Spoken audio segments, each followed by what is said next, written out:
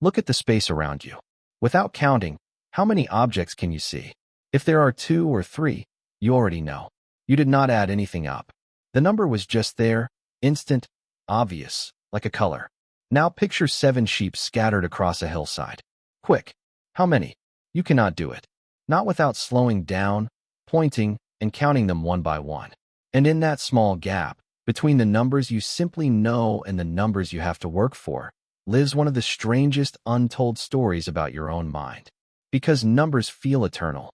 They feel like they were always here, woven into the universe, waiting to be discovered. But exact counting, the ability to know that there are exactly 7 of something, is not something your species was born with. It is something your ancestors had to invent. And for most of human history, there were no numbers at all. So how did they manage? How do you live, trade, track time, and share food in a world with no numbers? Start with what your brain can do all on its own. You have something scientists call the number sense. Researchers like Stanislas Dehaene have shown that humans, and many animals, are born able to instantly recognize very small quantities, usually up to about 3 or 4, without counting. It is called subitizing. 1, 2, 3, you just see them. Beyond that, your innate sense gets fuzzy. You can tell that a large pile is bigger than a small pile, but you cannot tell 12 from 13 at a glance. This is not learned. The psychologist Karen Wynn showed that even 5-month-old babies notice when 1 toy plus 1 toy does not equal 2. The rough machinery for quantity is built in, switched on before you can speak. But here is the catch. That built-in sense is approximate and tiny. It can handle a handful. It cannot handle a herd. To get past 3 or 4, your ancestors needed something the brain does not come with. They needed a tool. And the first tool was already attached to their hands. Fingers. It sounds almost too simple, but finger counting may be one of the most important inventions in human history because it solves the exact problem your brain has. Each finger is a placeholder for one thing. 1 sheep, 1 finger. Another sheep, another finger.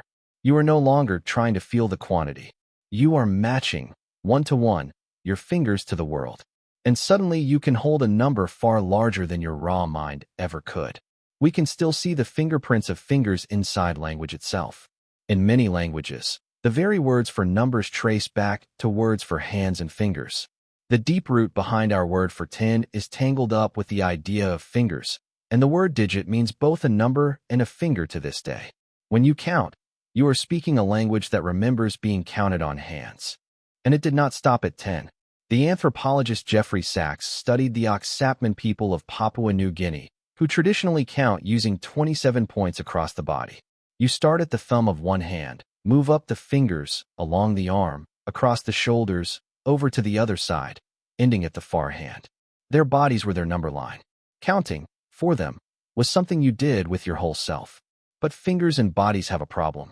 The moment you put your hands down, the number is gone. You cannot leave a finger behind to remember for you. So the next leap was enormous. Your ancestors found a way to take a number out of the body and freeze it in the world. They carved it. In a cave in southern Africa, archaeologists found a small piece of bone from a baboon, marked with 29 carefully cut notches. It is called the Lubombo bone, and it is around 43,000 years old. 29 notches, each one likely standing for one of something. One day, one animal, one anything. It may be the oldest counting object ever found. A number, lifted out of a mind and pinned to a bone, where it would wait for 43,000 years. And it was not alone. In Central Africa, at a site called Ishango, the researcher Jean de Haenzelin studied another notched bone, this one around 20,000 years old. The Ishango bone carries groups of notches arranged in columns, and people have argued ever since about what they mean. A simple tally? A record of the moon's cycle? Even, some suggest, an early game with numbers themselves. We may never know for certain. But the notches are real, and they are deliberate, and they tell us that 20,000 years ago, a human being was keeping count of something important enough to carve into bone. So let's reconstruct that moment, the birth of counting. It is tens of thousands of years ago.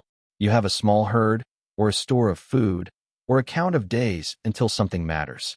You cannot hold it in your head, and your fingers will forget the moment you need them for something else. So you take a bone, or a stick, and a sharp stone, and for each thing you are tracking, you cut one notch. One animal, one line. Another animal, another line. You are doing something no creature had ever done before.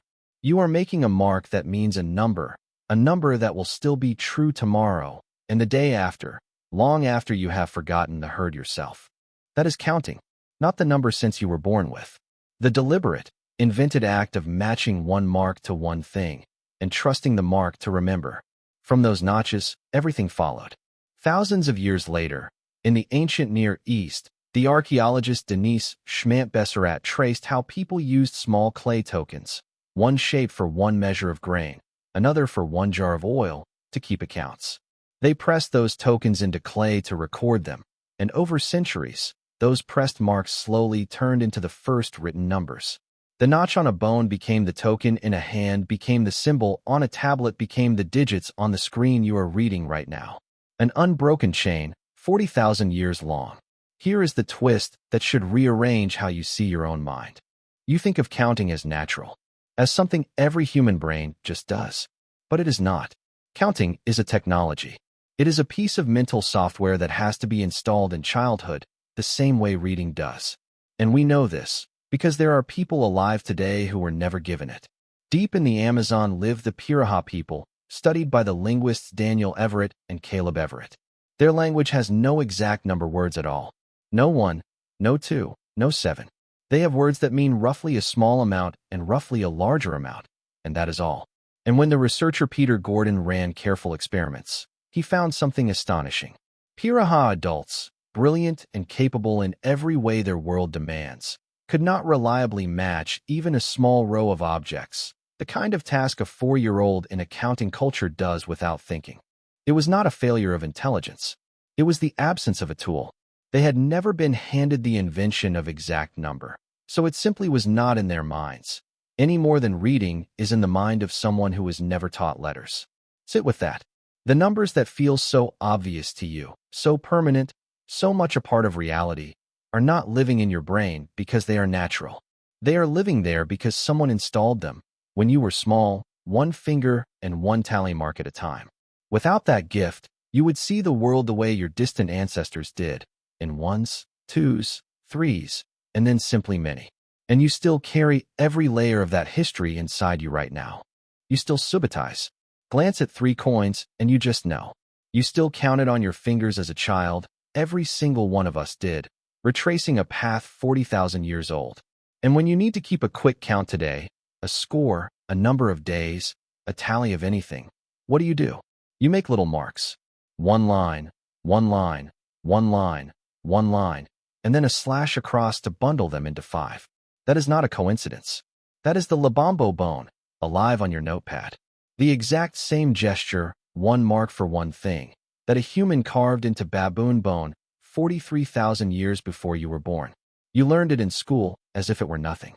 It is one of the oldest inventions our species ever made. Look at the space around you again. How many objects can you see? For the small numbers, you simply know, with a sense as ancient as the animals. For the larger ones, you reach, without thinking, for a tool your ancestors built out of fingers and bone and patience, and handed down across 40,000 years, so that you would never have to face the world as merely many again. Numbers were not always here. Your ancestors made them, and every time you count, you are using the oldest invention you never knew you owned.